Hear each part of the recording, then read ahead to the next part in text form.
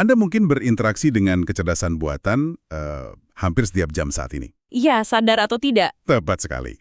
Mungkin Anda menggunakannya di latar belakang untuk menyingkirkan email spam yang mengganggu, atau menyusun draft presentasi, atau merangkum transkrip rapat yang panjangnya kadang nggak masuk akal. Sangat membantu memang. Betul. Tapi pernahkah Anda benar-benar berhenti sejenak, melihat layar Anda, dan memikirkan skenario ekstrim ini? Coba bayangkan. Silahkan. Jika algoritma yang sedang Anda gunakan itu tiba-tiba secara mandiri menulis sebuah lagu hit yang merajai tangga lagu global, atau menemukan molekul obat baru yang bisa menyembuhkan penyakit langka. Nah, pertanyaan besarnya, siapa yang sebenarnya berhak mengklaim kepemilikannya? Itu pertanyaan senilai jutaan dolar saat ini. Kan? Apakah Anda yang mengetikkan perintah awalnya? Apakah tim insinyur perangkat lunak yang merancang arsitektur kodenya? Atau mungkinkah sistem komputasi itu sendiri yang memegang haknya? Skenario yang bikin sakit kepala para pengacara di seluruh dunia. Bener banget. Selamat datang di sesi penyelaman mendalam kita kali ini. Misi eksplorasi kita hari ini sangat spesifik sekaligus membingungkan.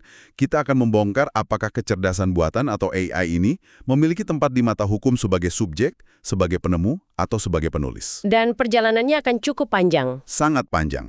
Kita akan melintasi ruang sidang di Inggris, Amerika Serikat, Cina, hingga melihat celah regulasi di Uganda untuk melihat bagaimana sistem hukum global sedang tergopoh-gopoh mengejar laju eksponensial teknologi ini. Mengejar ketertinggalan lebih tepatnya. Ya, panduan utama kita hari ini adalah sebuah buku yang sangat komprehensif karya Isaac Christopher Lubogo berjudul Legal Personhood of Artificial Intelligence.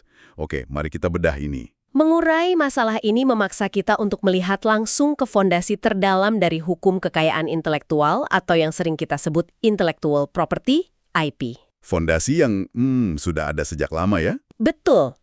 Selama berabad-abad, seluruh kerangka hukum hak cipta dan paten dibangun di atas satu pilar yang tidak pernah dipertanyakan, yaitu bahwa penciptanya adalah manusia yang bernafas dan berpikir. Selalu manusia? Selalu.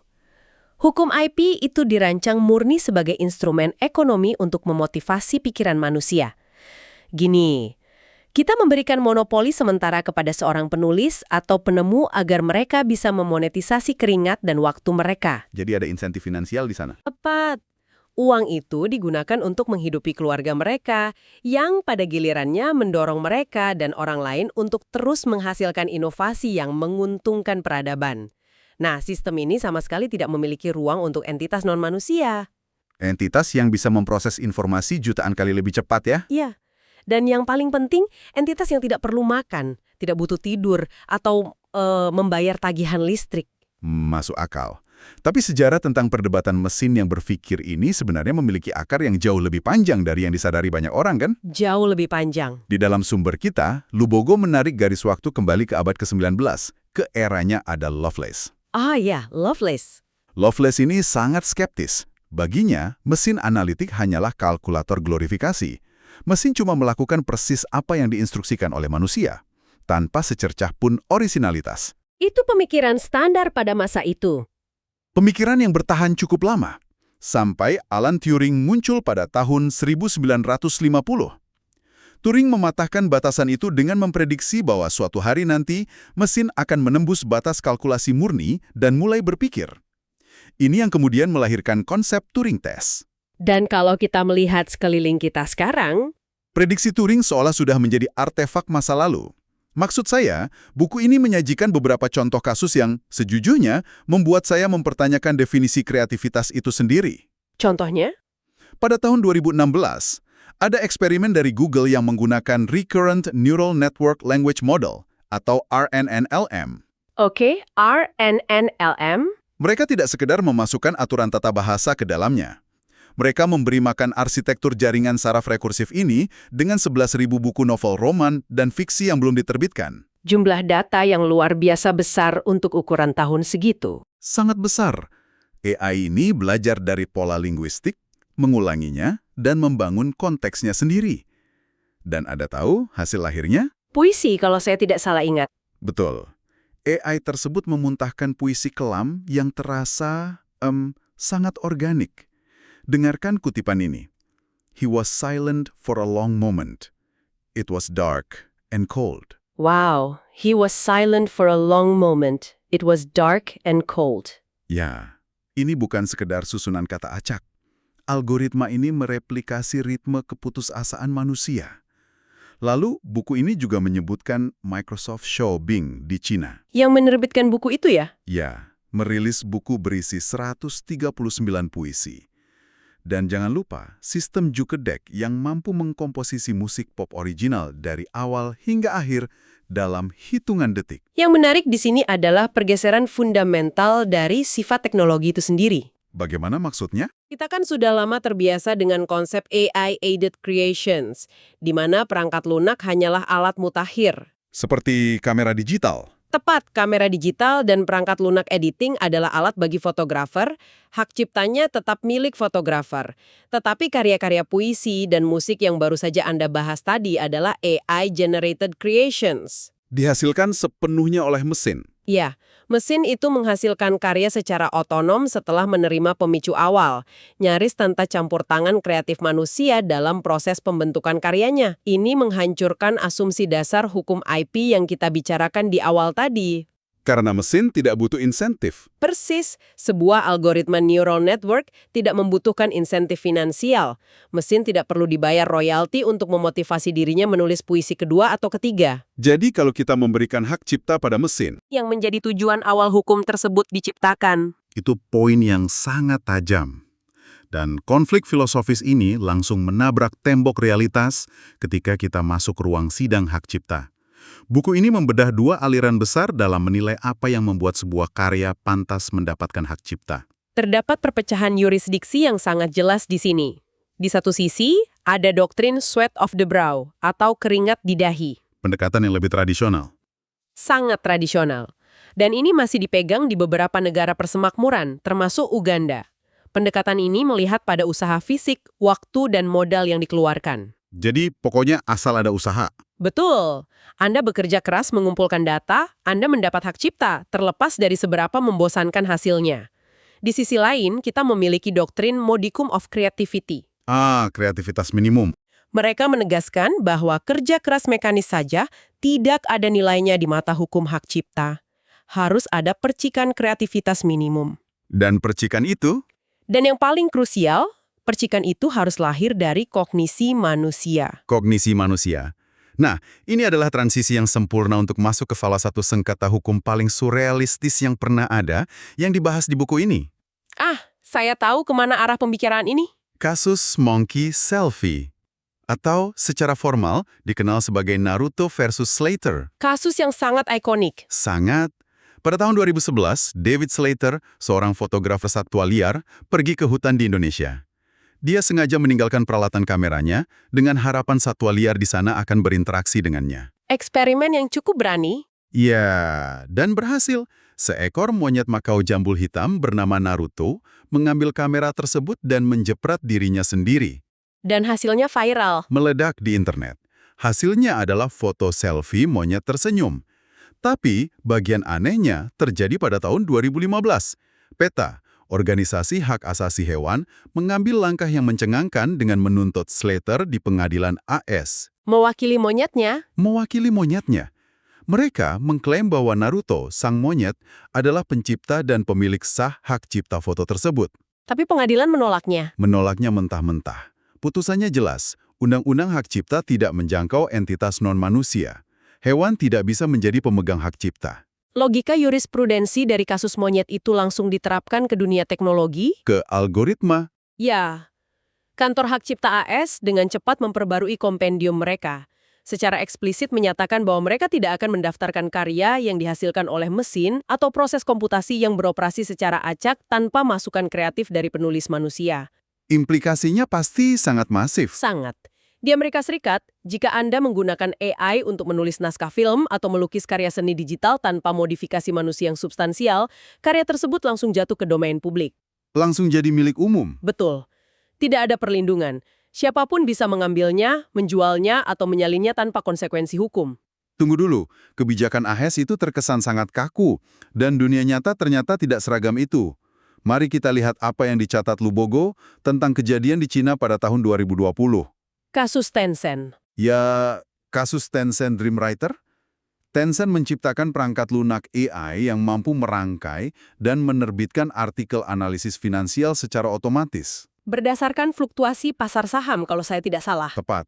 Ketika entitas lain menyalin artikel-artikel tersebut, Tencent membawa kasus ini ke pengadilan di Shenzhen.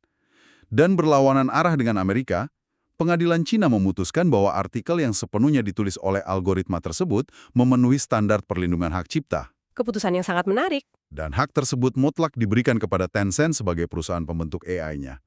Ini pendekatan yang sangat mengutamakan kepentingan komersial korporasi. Pendekatan China memang sangat pragmatis demi melindungi investasi korporasi di sektor AI. Dan di antara kutub Amerika dan China ini, Inggris mencoba bermain di wilayah abu-abu. Lewat CDPA. Ya, melalui Copyright Designs and Patents Act 1988 atau CDPA. Perhatikan pasal 9 ayat 3 dari undang-undang ini. Hukum Inggris sebenarnya sudah sejak lama menyadari kemungkinan komputer menghasilkan karya secara mandiri. Tahun 1988, mereka sudah kepikiran. Iya, cukup visioner. Untuk menyelesaikan dilema kepemilikan, pasal ini menetapkan semacam fiksi hukum. Penulis dari karya yang dihasilkan oleh komputer adalah orang yang melakukan pengaturan yang diperlukan untuk penciptaan karya tersebut. Hukum memaksa kepemilikan kembali ke tangan manusia. Disinilah bagian yang sangat menarik. Hukum Inggris yang dibuat tahun 1988 mencoba mengatur teknologi AI generatif di tahun 2026. Kasus Nova Productions yang disebut dalam buku memperkuat prinsip ini.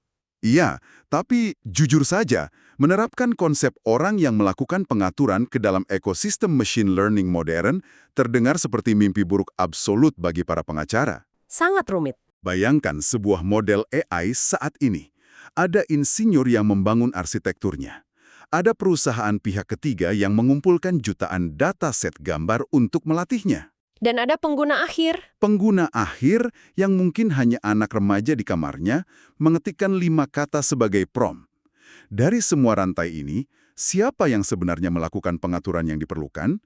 Apakah anak remaja itu tiba-tiba menjadi maestro seni berhak cipta hanya dengan mengetik 5 kata?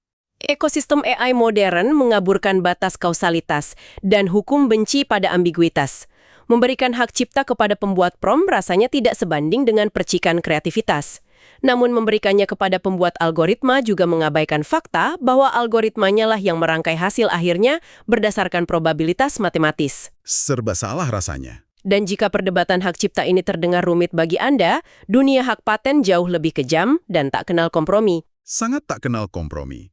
Berbeda dengan hak cipta yang sekedar melindungi ekspresi artistik atau teks, paten memberikan monopoli absolut atas fungsionalitas, desain, atau teknologi terapan. Ini membawa kita ke fenomena global DBUS. Mesin kreativitas itu. Benar. Stephen Thaler, seorang peneliti, menciptakan sebuah arsitektur neural network yang ia juluki Creativity Machine atau DBUS. Sistem ini secara mandiri menghasilkan 2 desain yang sangat spesifik. Desain fisik? Desain fisik. Sebuah wadah minuman fraktal yang bisa berubah bentuk untuk efisiensi penyimpanan, dan sebuah perangkat sinyal cahaya darurat yang berkedip dalam pola neural untuk menarik perhatian manusia. Inovasi yang nyata. Sangat nyata. Thaler kemudian berkeliling dunia, mengajukan aplikasi paten di berbagai yurisdiksi. Tantangannya adalah, dia dengan sengaja mendaftarkan DBUS, mesin komputasinya, sebagai penemu tunggal. Dan dirinya sendiri. Hanya sebagai pemegang hak komersial. Upaya Thaler ini secara sistematis diruntuhkan oleh berbagai otoritas, termasuk Kantor Paten Inggris atau UKPO. Penolakan ini bermuara pada terminologi hukum yang usianya sudah ratusan tahun. Terminologinya adalah Bahwa hukum paten mengharuskan penemu atau devicer adalah seorang natural person, individu biologis. Mesin tidak memiliki legal personhood atau kepribadian hukum. mengapa status kepribadian hukum ini begitu penting dalam paten? Karena kepemilikan properti terkait erat dengan kewajiban. Sebuah AI tidak bisa membuka rekening bank, ia tidak bisa mentransfer properti, dan yang paling kritikal, ia tidak bisa dituntut pertanggungjawaban di pengadilan. Kewajiban hukum. Tepat. Jika wadah minuman fraktal yang dirancang Debabes ternyata melepaskan bahan kimia beracun dan membunuh konsumen, kita tidak bisa memenjarakan sebaris kode Python. Belum lagi ada hambatan jurisprudensi lain yang membuat AI dan paten bermusuhan. Seperti yang ditegaskan Mahkamah Agung AS dalam kasus Alice Corp versus CLS Bank. Kasus paten perangkat lunak? Ya, upaya untuk mematenkan perangkat lunak itu sendiri sangat sulit. Karena algoritma secara hukum sering direduksi menjadi ide abstrak atau sekedar metode matematika semata. Anda tidak bisa memonopoli rumus matematika karena itu adalah instrumen dasar pemikiran manusia. Ini memunculkan pertanyaan penting mengenai fondasi lain dari hukum paten, yaitu konsep inventive step atau langkah invensi. Standar untuk sebuah patennya. Betul, yang sering diukur melalui standar obviousness atau ketidakjelasan. Agar sebuah penemuan bisa dipatenkan, ia tidak boleh terlihat jelas atau biasa saja bagi seseorang yang ahli di bidangnya. Dalam bahasa hukumnya, person skilled in the art. Seseorang yang ahli di bidangnya. Secara historis, hakim membayangkan seorang mekanik atau teknisi laboratorium dengan keahlian rata-rata. Jika penemuan itu mengejutkan teknisi ini, maka penemuan itu layak dipatenkan. Paham? Namun, bagaimana jika kecerdasan buatan terintegrasi ke dalam setiap laboratorium di dunia? Jika ahli standar sekarang adalah AI yang bisa memproses semua literatur ilmiah yang pernah diterbitkan dalam 3 detik, apakah ada penemuan manusia yang masih bisa dianggap mengejutkan? Wow. Jika standar ini dinaikkan mengikuti kemampuan AI, manusia tidak akan pernah lagi memenangkan paten. Namun sebaliknya, jika standarnya diturunkan, kita menghadapi risiko patent tickets atau hutan paten. Di mana perusahaan besar mendominasi? Ya, perusahaan raksasa bisa menggunakan algoritma untuk menghasilkan dan mematenkan jutaan variasi molekul obat atau desain mesin dalam semalam. Mereka akan memonopoli setiap sudut inovasi masa depan dan mencekik perusahaan rintisan. Memonopoli setiap sudut inovasi. Ini langsung menyentuh titik paling krusial bagi negara-negara berkembang. Sumber kita membawa diskusi ini ke konteks Uganda. Perspektif yang sangat jarang dibahas di media arus utama. Betul sekali. Saat kita berbicara tentang perdebatan canggih di AS atau Inggris, hukum di Uganda seperti Copyright Act 2006 dan Industrial Property Act 2014 sama sekali buta terhadap eksistensi AI. Undang-undang mereka terkunci pada konsep kreator fisik. Dan itu berbahaya bagi mereka. Sangat. Akademisi seperti Kakungulu Bayambala dan Kenneth Muhangi memperingatkan bahwa tanpa manuver hukum yang cepat, negara-negara berkembang hanya akan menjadi konsumen pasif dari monopoli teknologi negara maju. Mayambala, Muhangi, dan pemikir lainnya mulai mengeksplorasi solusi teoretis. Haruskah hukum internasional menciptakan kategori sui generis untuk AI? Kategori sui generis seperti apa itu? Sesuatu yang baru sama sekali, unik, mirip dengan fiksi hukum yang kita berikan kepada sebuah perusahaan korporat. Perusahaan bukan entitas biologis, tetapi mereka bisa menggugat dan digugat. Masuk akal. Atau ada juga pendekatan perwalian, di mana AI diperlakukan secara hukum seperti anak di bawah umur, dengan programmer atau perusahaan induknya bertindak sebagai wali yang memikul semua tanggung jawab pidana dan perdata atas ciptaan si anak. Pendekatan perwalian itu menarik secara teoretis. Tapi jujur saja, bagi negara berkembang, ada argumen pragmatis di dalam buku ini yang jauh lebih radikal. Membiarkannya terbuka. Ya, biarkan saja karya AI tidak memiliki perlindungan sama sekali. Biarkan semuanya jatuh ke domain publik. Sebuah langkah yang brilian dari perspektif keadilan global. Kenapa Anda bilang brilian? Bagi negara-negara seperti Uganda yang bergantung pada transfer teknologi untuk mengejar ketertinggalan ekonomi, rezim IP yang ketat untuk AI adalah sebuah ancaman.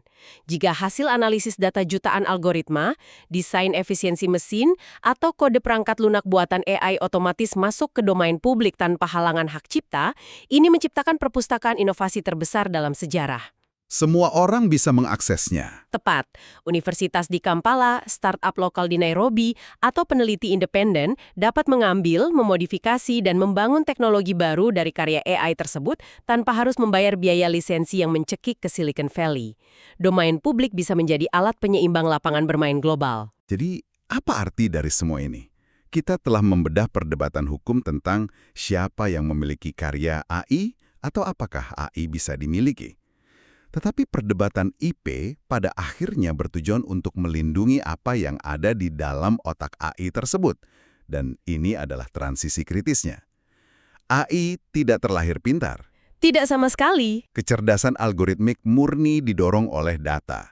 Untuk benar-benar memahami betapa berbahayanya potensi monopoli paten dan hak cipta AI oleh perusahaan raksasa, kita harus melihat bagaimana sistem komputasi ini menelan data dunia nyata dalam skala yang mencengangkan. Dan buku Lubogo memberikan contoh yang spesifik untuk ini. Benar. Buku ini menyajikan satu studi kasus yang sangat teknis dan nyata, yaitu Sistem Identifikasi Otomatis atau IIS di industri maritim global. AIS merepresentasikan bagaimana aktivitas fisik diubah menjadi aliran data mentah untuk dikonsumsi algoritma. Secara teknis, sistem AIS menggunakan transceiver frekuensi radio VHF. Regulasi maritim internasional mewajibkan alat ini dipasang pada kapal komersial berbobot di atas 300 gross tonnage. Awalnya kan sistem ini murni anti tabrakan ya? Ya, line of sight jarak dekat untuk menggantikan atau melengkapi radar saat cuaca buruk. Kapal secara konstan memancarkan paket data berisi identitas unik mereka, koordinat key GPS yang presisi, arah haluan, dan kecepatan. Namun, sistem yang awalnya sangat lokal ini kemudian diangkat keluar angkasa. Dan disinilah ledakan data itu terjadi. Kita memasuki era SAIS, atau satelit AIS. Dari laut keluar angkasa. Evolusi ini bermula dari eksperimen sederhana dengan antena di Stasiun Luar Angkasa Internasional ISS. Begitu terbukti bahwa sinyal kapal bisa ditangkap dari orbit, korporasi swasta melihat tambang emas. Perusahaan seperti Orbcomm meluncurkan satelit OGI-2 mereka menggunakan roket raksasa SpaceX Falcon 9. Di sisi lain, Exact Earth menumpang pada jaringan konstelasi satelit komunikasi Iridium Next yang membalut bumi. Dan detail yang paling gila dari studi kasus ini, seperti yang Anda sebutkan sebelumnya. Oh, ini favorit saya. Keterlibatan sebuah satelit nano bernama AAUSat-3. Ini bukan satelit militer bernilai miliaran dolar. Ini adalah satelit berbentuk kubus yang dirancang oleh sekelompok mahasiswa universitas dari Denmark. Beratnya hanya 800 gram. 800 gram? Jauh lebih ringan dari botol minum baja di meja Anda. Namun, dari orbit bumi rendah, kubus mungil ini sukses menangkap dan mengunduh lebih dari 800.000 pesan AIS individu dari kapal-kapal yang mengarungi seluruh samudra. Coba tarik garis dari satelit nano 800 gram itu kembali ke diskusi hukum kekayaan intelektual kita. Bagaimana korelasinya? Infrastruktur satelit seperti SIS ini mengumpulkan lautan big data mentah yang tidak mungkin diproses oleh otak manusia. Data inilah yang menjadi makanan pokok bagi kecerdasan buatan. Perusahaan analitik maritim seperti Spire Global mengambil data IS ini melalui sistem Application Programming Interface atau API. Dan mereka menganalisisnya? Mereka menggunakan arsitektur machine learning tingkat lanjut untuk mencari anomali. AI ini secara otonom memprediksi pergerakan ekonomi makro, mengidentifikasi kapal yang mematikan transponder mereka untuk melakukan penangkapan ikan ilegal, atau memprediksi gangguan rantai pasokan global sebelum itu terjadi. Luar biasa. Jika pengadilan di negara tertentu memutuskan bahwa AI analitik semacam ini bisa dipatenkan secara eksklusif, maka satu entitas korporat bisa memiliki kendali monopolistik atas wawasan pergerakan seluruh ekonomi fisik dunia. Itulah mengapa perdebatan hukum tadi bukan sekedar teori akademis. Itu memberikan perspektif yang luar biasa. Kita telah memetakan wilayah yang sangat luas dalam sesi ini. Kita memulai dari baris kode yang menulis puisi penuh keputusasaan kelam, menertawakan absurditas hukum dari seekor monyet di Indonesia yang memicu debat hak cipta internasional. Perjalanan yang cukup jauh. Kita menelusuri bagaimana kantor paten di Inggris menolak ambisi sebuah mesin bernama Dabus dan memperdebatkan bagaimana membiarkan inovasi AI tanpa perlindungan justru bisa menyelamatkan ekosistem teknologi di negara berkembang seperti Uganda. Dan akhirnya, kita melihat bagaimana satelit seberat 800 gram melacak jutaan kapal hanya untuk memberi makan algoritma rakus yang menggerakkan dunia. Sebuah eksplorasi yang memaksa kita memikirkan ulang konsep kemanusiaan. Pesan utamanya bagi Anda yang mendengarkan, setiap kali Anda memberikan instruksi pada model bahasa atau menekan tombol generate pada alat desain AI, Anda tidak sedang sekedar menggunakan perangkat lunak. Betul. Anda secara harfiah sedang berdiri di atas patahan lempeng hukum internasional. Posisi Anda sebagai pencipta, pengguna, atau sekedar penonton sedang dinegosiasikan dengan sengit oleh pembuat kebijakan di seluruh dunia. Anda adalah bagian aktif dari proses pendefinisian ulang batas absolut antara manusia dan mesin. Dan sebelum kita mengakhiri eksplorasi ini, saya ingin menanamkan satu pemikiran liar, sebuah skenario hipotetis yang melampaui apa yang kita diskusikan dari buku sumber ini. Renungkan hal ini. Silahkan. Bayangkan, Tidak lama lagi, kita mencapai titik singularity di mana sebuah AI tidak hanya menulis puisi atau mendeteksi kapal, tetapi ia secara mandiri merancang, mengkodekan, dan menghidupkan AI generasi kedua tanpa satupun campur tangan manusia. Kemudian, AI generasi kedua ini mensintesis desain reaktor fusi energi bersih yang mampu menyelamatkan bumi dari krisis iklim. Pertanyaannya, di mata hukum masa depan, mungkinkah sebuah mesin menyusun surat wasiat untuk mewariskan paten mutlaknya kepada entitas komputasi lain yang ia ciptakan? Pikiran yang menakutkan sekaligus menarik.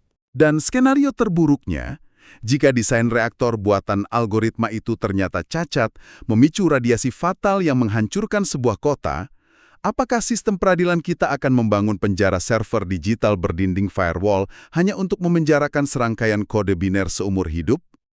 Terima kasih telah meminjamkan waktu dan pikiran Anda dalam eksplorasi intelektual ini. Di era di mana garis antara mesin yang hidup dan alat yang mati semakin memudar, ingatlah untuk selalu mempertanyakan segalanya. Sampai jumpa di penyelaman mendalam berikutnya.